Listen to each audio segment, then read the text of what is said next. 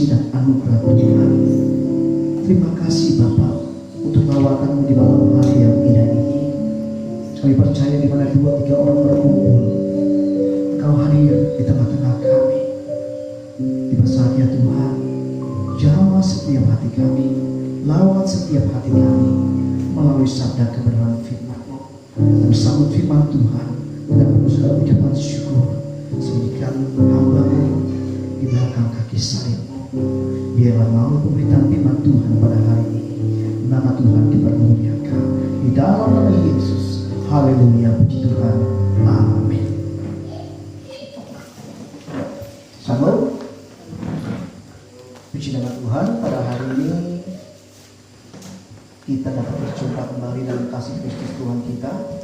Dan dalam kesempatan ini saya rindu sekali untuk berbagi tentang kebenaran firman Tuhan dengan tema yang akan saya bagikan, yaitu bertumbuh, berakar, dan berbuah. Tema firman Tuhan dalam ibadah Yud Pemuda 1 Agustus 2020 yaitu bertumbuh, berakar, dan berbuah. Coba katakan kanan kiri saudara, bertumbuh, berakar, dan berbuah. Haleluya. Nah, saudaraku, Bapak, saudaraku, mudah-mudi yang sangat dikasihi dan diberkati oleh Tuhan. Harapan semua orang ketika mereka dilahirkan di tengah-tengah dunia ini ialah mereka menghendaki agar kiranya ia dapat bertumbuh dengan baik. Nah, jika kita berbicara tentang pertumbuhan, maka ada beraneka ragam tentang pertumbuhan. Ada pertumbuhan secara verbal, ada pertumbuhan secara non-verbal, ada pertumbuhan secara jasmani, tetapi ada juga pertumbuhan secara rohani. Saya yakin dan percaya bahwa tidak ada satupun manusia yang hidup di dunia ini yang mengatakan bahwa saya tidak butuh pertumbuhan. Jika ada orang yang berkata bahwa saya tidak membutuhkan pertumbuhan, berarti ada sesuatu yang salah di dalam diri seseorang tersebut. Nah, mudah-mudahan yang sangat dikasihi dan diberkati oleh Tuhan, biasanya seseorang yang mengalami pertumbuhan itu dipengaruhi oleh beberapa faktor. Yang pertama, faktor yang mempengaruhi pertumbuhan yaitu pola asuh. Oleh sebab itu pola asuh sangat menentukan hasil daripada pertumbuhan seseorang. Pola asuh yang baik akan menghasilkan pertumbuhan yang baik. Tetapi pola asuh yang tidak baik akan menghasilkan juga pertumbuhan yang tidak baik dan keliru. Kalau dalam pandangan dunia, seperti minggu yang kemarin yang saya katakan, bagaimana menurut psikiater Paul de Meyer, 80-85% watak manusia, watak saudara dan saya itu terbentuk ketika saudara belajar selama 6 tahun pertama saudara hidup di dalam dunia ini. Sisanya watak pembentukan saudara itu tercipta dengan seiringnya perjalanan waktu, ketika masa kanak-kanak, remaja, pemuda, dan dewasa. Sementara dalam Alkitab saya mengajak kita untuk membuka Alkitab kita di dalam kitab Amsal pasal yang ke-22 ayat yang ke-6. Amsal 22 ayat yang ke-6. Kita akan membaca ayat ini secara bersama-sama. Amsal 22 ayat yang ke-6. Demikian firman Tuhan, 2, 3, ya. Didiklah orang muda menurut jalan yang patut baginya, maka pada waktu masa tuanya pun ia tidak akan menyimpang dari jalan itu. Saudaraku, mudah-mudahan yang sangat dikasihi dan diberkati oleh Tuhan, menarik sekali ketika kita merenungkan tentang kebenaran firman Tuhan yang terambil dalam kitab Amsal. Bagaimana dikatakan didiklah orang muda menurut jalan yang patut baginya, maka pada masa tuanya pun ia tidak akan menyimpang daripada jalan itu. Itu artinya penting bagi kaum muda-mudi untuk dididik, untuk dibina, agar saudara-saudari yang ada di tempat ini mengalami suatu pertumbuhan secara baik dan sehat. Sebagai hamba Tuhan, saya ingin pastikan bahwa ketika saudara tidak memiliki suatu pemimpin, pembina, atau pendidik yang akan mengayomi kehidupan saudara, maka saudara mustahil untuk hidup bertumbuh dan berkembang di dalam kerohanian. Nah, mudah-mudi yang sangat dikasihi dan diberkati oleh Tuhan, apalagi dalam kalangan muda-mudi, saudara saat ini sedang memasuki masa transisi, atau dengan kata lain masa peralihan, ya di mana muda-mudi saat ini akan meninggalkan masa-masa kanak-kanak dan beralih mengenakan masa dewasa awal. Menurut psikologi, ketika saudara mengalami suatu peralihan, ada suatu kendala-kendala atau kesulitan yang akan saudara hadapi dalam kehidupan ini.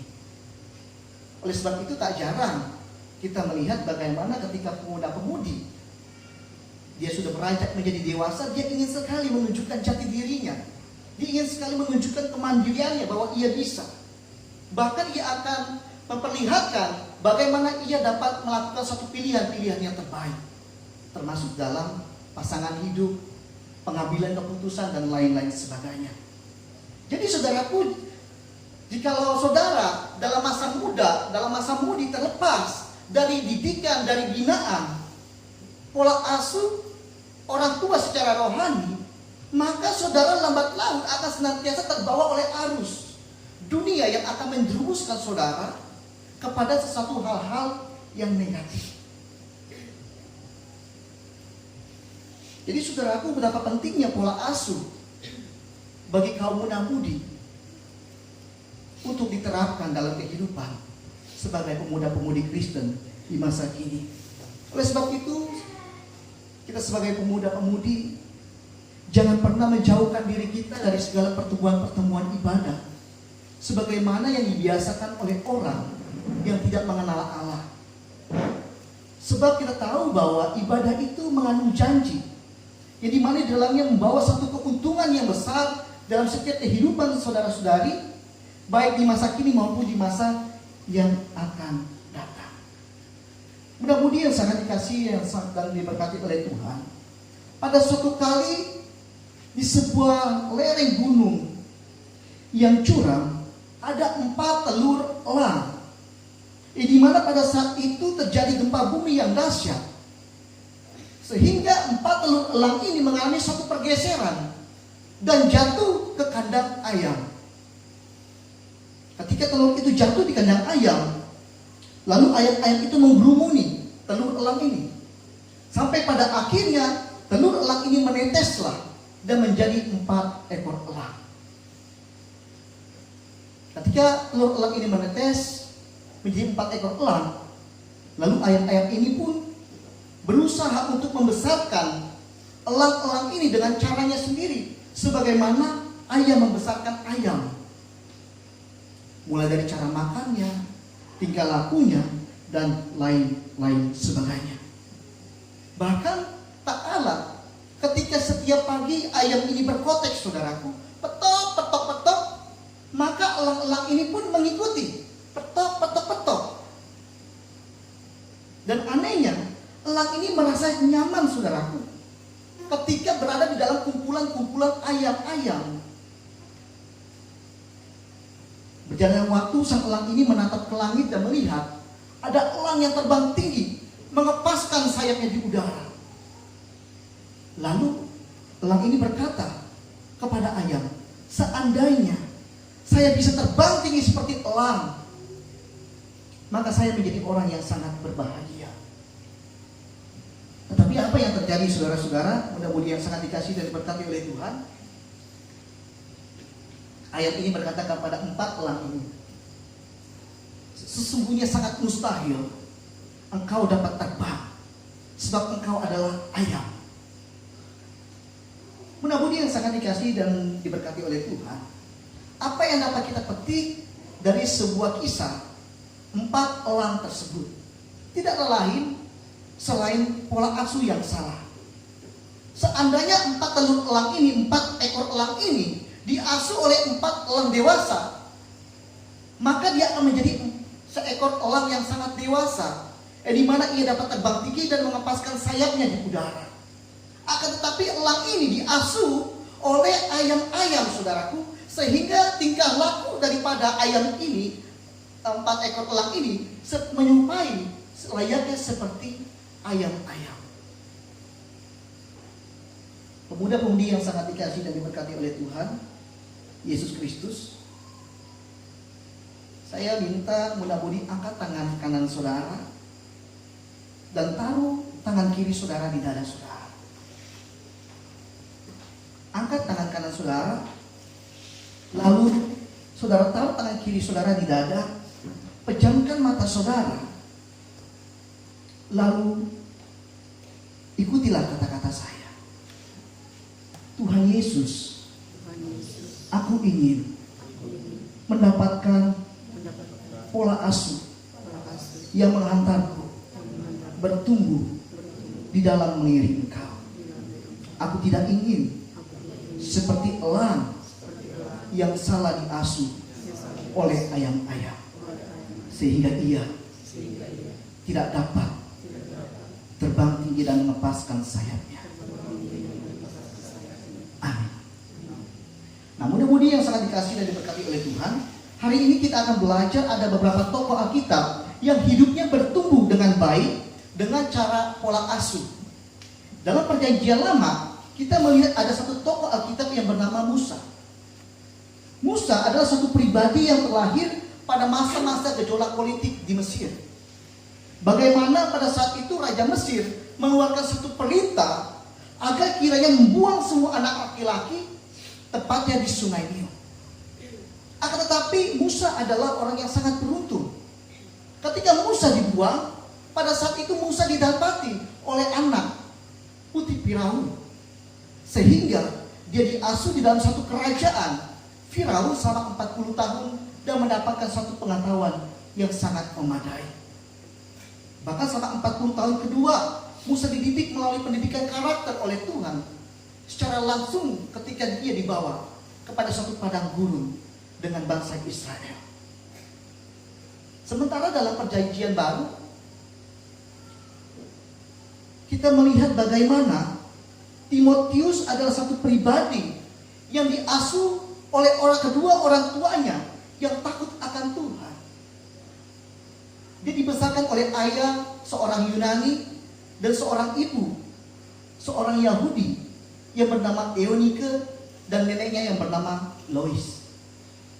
Timotius dibesarkan dalam pola asuh yang sangat baik sejak kecil. Ia sudah diajarkan tentang kitab suci dan beriman kepada Tuhan oleh kedua orang tuanya dan keluarga besarnya.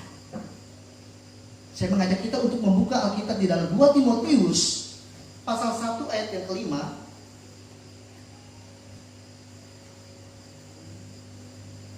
2 Timotius pasal 1 ayat yang kelima.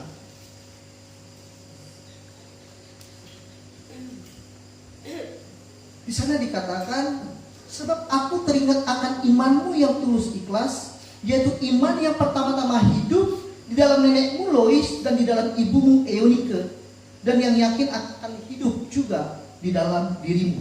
2 Timotius pasal 3 ayat yang ke-15. 2 Timotius pasal 3 ayat yang ke-15.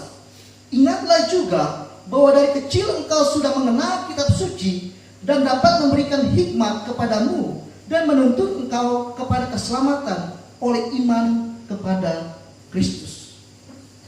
Dari pembacaan ini bahwa kita dapat menemukan bagaimana pribadi Timotius, ia dibesarkan dengan satu pola asuh yang cukup baik oleh orang tuanya dengan pengenalan takut akan Tuhan, terlebih lagi dalam mengenal kitab suci di dalamnya. Sehingga ketika dia beranjak menjadi seorang dewasa, dia menjadi orang yang sungguh-sungguh memiliki satu fondasi yang kuat akan setiap nilai-nilai kebenaran firman Tuhan. Bahkan ketika dia menjadi dewasa, Rasul Paulus dengan segenap hati tertarik kepada Timotius untuk merekrut Timotius menjadi anak rohaninya. Bahkan diperlengkapi untuk menjadi seorang pemimpin jemaat-jemaat yang dipercayakan oleh Tuhan terhadapnya. Setiap hari Rasul Paulus mengajari Timotius bagaimana caranya untuk membedakan ajaran yang sehat dengan ajaran yang tidak sehat, Rasul Paulus mengajarkan kepada Timotius bagaimana caranya berdoa. Rasul Paulus mengajarkan kepada Timotius bagaimana sikap laki-laki dan perempuan ketika mereka beribadah kepada Tuhan. Bahkan terlebih lagi, Rasul Paulus mengajarkan Timotius bagaimana caranya percaya diri di hadapan semua orang. Saya mengajak kita untuk membuka di dalam kitab 1 Timotius pasal yang keempat, ayat yang ke-12. Mungkin mudah-mudi bisa membacakan ayat ini. 1 Timotius pasal 4 ayat yang ke-12. Jangan seorang pun menganggap engkau rendah karena engkau muda. Jadilah teladan bagi orang-orang percaya dalam perkataanmu, dalam tingkah lakumu, dalam kasihmu, dalam kesetiaanmu, dan dalam kesucianmu. Terima kasih, Tuhan Yesus memberkati. Saudaraku, mudah-mudi yang sangat dikasihi dan diberkati oleh Tuhan. Di sini bagaimana Rasul Paulus mengajarkan kepada Timotius tentang kepercayaan diri. Seringkali kaum muda mendapatkan suatu tantangan yang cukup serius dalam kalangan orang-orang tua. Karena apa? Seringkali kaum muda ibarat kata, "Do belum makan garam, tong sudah makan garam." Nah, seperti itulah bahasanya. Tetapi Rasul Paulus sebagai ayah rohaninya mengajarkan Timotius rasa kepercayaan diri, bahwa janganlah seorang diri pun menganggap engkau muda, melainkan jadilah terus teladan, baik dalam perkataan, perbuatan, bahkan tingkah lakumu. Saya yakin dan percaya mungkin ada beberapa di antara saudara dan saya tidak dididik seperti layaknya Timotius dan Musa, dibasarkan dengan pola asuh yang baik di dalam keluarga, sehingga saudara bertumbuh menjadi pribadi yang tidak baik mungkin. Akan tetapi perlu kita ketahui bahwa hidup ini adalah suatu proses yang dimana ada begitu banyak kesempatan demi kesempatan. Jikalau kita ingin menggunakan kesempatan itu agar kita membawa satu perubahan bagi diri kita di kemudian hari. Pemuda-pemudi yang sangat dikasihi dan berkati oleh Tuhan, jadi pola asuh menentukan seseorang untuk bertumbuh menjadi pribadi yang dewasa di dalam Kristus. Poin yang kedua, faktor yang mempengaruhi seseorang bertumbuh adalah asupan gizi atau makanan-makanan yang dikonsumsi. Makanan atau asupan gizi berperan penting bagi pertumbuhan manusia. Ketika saudara dan saya menjadi orang percaya, maka saudara digambarkan layaknya seperti seorang bayi, di mana saudara dalam keadaan lemah, dalam keadaan rapuh, dan membutuhkan pertumbuhan dan pertolongan. Dan pertumbuhan seorang bayi ditentukan melalui asupan gizi, yang dimana melalui tubuh orang tua, yaitu air susu ibu. Saya mengajak kita untuk membuka Alkitab dalam kitab Nats 1 Petrus pasal yang kedua ayat yang kedua. 1 Petrus kedua, pasal yang kedua ayat yang kedua.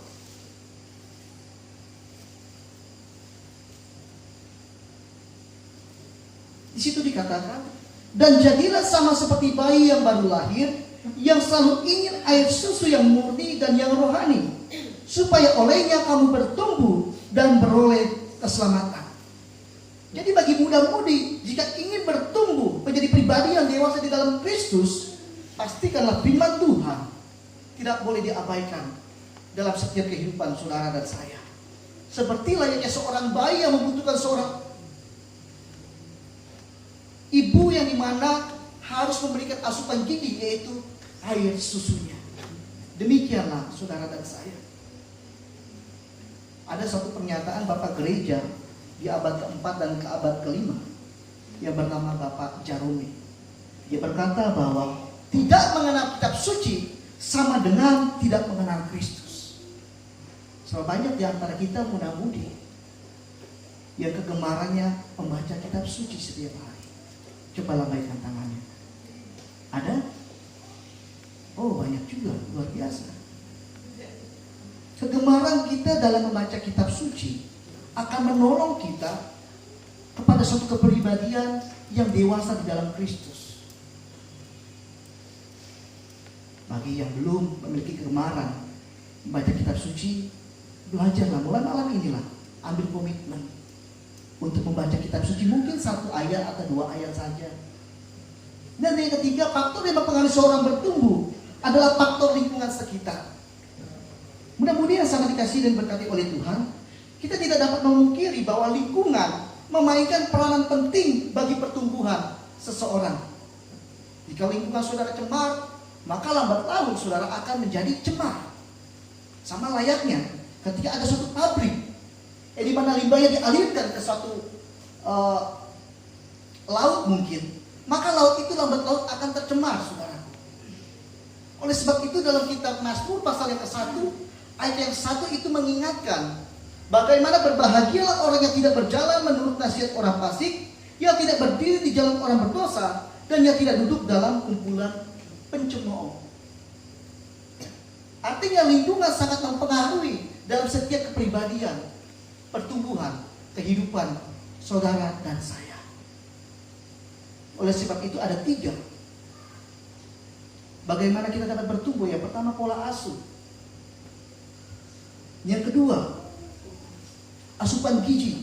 Dan yang ketiga, lingkungan. Lantas bagaimana cara kita berakar? Saya yakin dan percaya bahwa semua orang percaya bisa menjadi orang Kristen yang bertumbuh. Tetapi tidak semua orang Kristen itu berakar di dalam Kristus Yesus. Oh Pak, pendeta, bagaimana mungkin?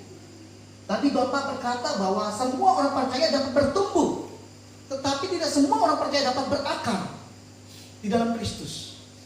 Saya mengajak kita untuk membuka Alkitab kita di dalam Markus pasal yang ke-4.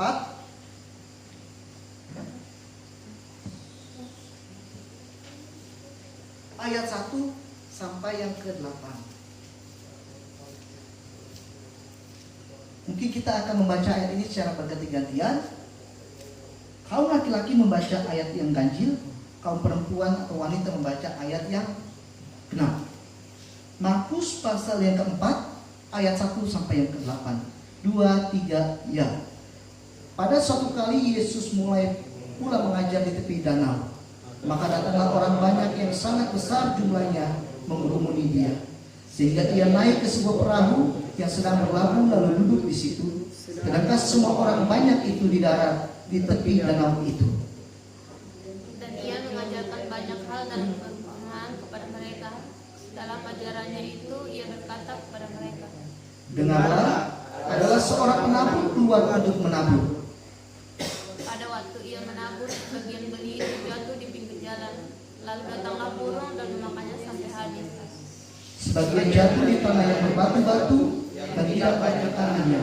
Lalu benih itu pun segera tumbuh karena tanahnya tipis. Tetapi sesudah matahari terbit, layulah ia dan menjadi kering karena tidak berakar. Sebagian benih jatuh di tengah semak duri, lalu makin besarlah semak itu dan menghimpit sampai mati, sehingga ia tidak berbuah. Dan sebagian jatuh di tanah yang baik, ia tumbuh dengan subur dengan berbuah. Hasilnya ada yang 30 kali lipat, ada yang 60 kali lipat, ada yang 100 kali lipat. Sampai di sini pembacaan firman Tuhan kita. Diberkatilah orang yang melakukan sahabat kebenaran firman Tuhan. Jadi mudah-mudi ada orang Kristen yang bertumbuh, tetapi mereka tidak berakar. Karena apa? Ketika benih yang firman Tuhan ditaburkan oleh hamba-hamba Tuhan, mereka tidak senantiasa menerima benih itu dengan tanah yang subur, tanah hati mereka yang tidak subur. Sehingga benih itulah dimakan oleh mungkin belalang pelahap atau mungkin dengan si jahat. Sehingga ketika dia ada satu masalah atau himpitan senantiasa melanda dalam kehidupannya, pada saat itulah dia mengalami satu kegoncangan yang sungguh luar biasa. Dan pada saat itu seringkali orang yang demikian pada akhirnya kecewa dengan Tuhan. Berbeda dengan orang yang ketika menerima firman Tuhan dengan hati atau tanah yang subur, dengan segala kerelaan dalam kehidupan mereka, maka dia akan mengalami satu pertumbuhan. Karena apa, saudara? Karena firman Tuhan sungguh-sungguh berakar di dalam hati dia dan menjadi rema dalam kehidupan dia. Sehingga ketika datang masa-masa yang sukar, himpitan, dan lain-lain sebagainya, firman itulah akan timbul yang senantiasa menguatkan dalam kehidupannya. Oleh sebab itu dalam kitab Kolose pasal yang kedua ayat yang ke-7 dikatakan, hendaklah kamu berakar di dalam Dia dan dibangun di atas Dia. Hendaklah kamu bertambah teguh dalam iman yang telah diajarkan kepadamu, dan hendaklah hatimu melimpah dengan syukur. Sebagai muda-mudi, kita harus berakar pada satu pokok anggur yang benar, yaitu Yesus Kristus. Bagaimana mungkin saudara dan saya dapat menghasilkan buah-buah yang sedap, yang manis, yang dapat dinikmati oleh orang banyak, jika saudara tidak melekat pada pokok anggur yang benar? Biarlah firman Tuhan yang singkat pada hari ini senantiasa meneguhkan iman kepercayaan kita. Bagaimana caranya kita dapat bertumbuh, berakar, dan berbuah? Yang pertama, untuk bertumbuh ada 3 faktor yang mempengaruhi. Pertama, pola asuh rohani ataupun mentor di dalam setiap kehidupan kita. Yang kedua, faktor asupan gizi atau makanan yang sehat. Saudara akan bertumbuh menjadi pribadi yang berakar di dalam Kristus ketika saudara menjadikan firman Tuhan menjadi satu asupan gizi terbaik dalam kehidupan saudara. Dan yang ketiga, faktor lingkungan. Tuhan Yesus memberkati kita.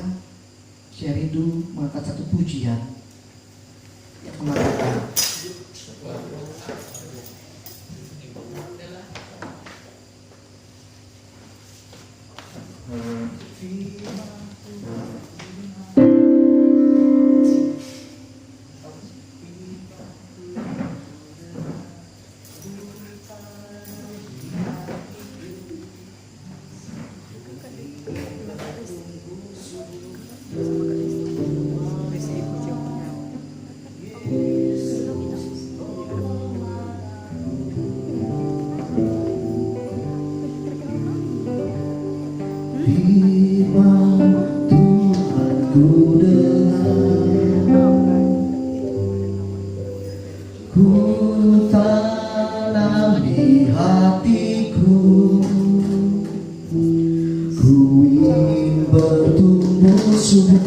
dan berbuah lebat.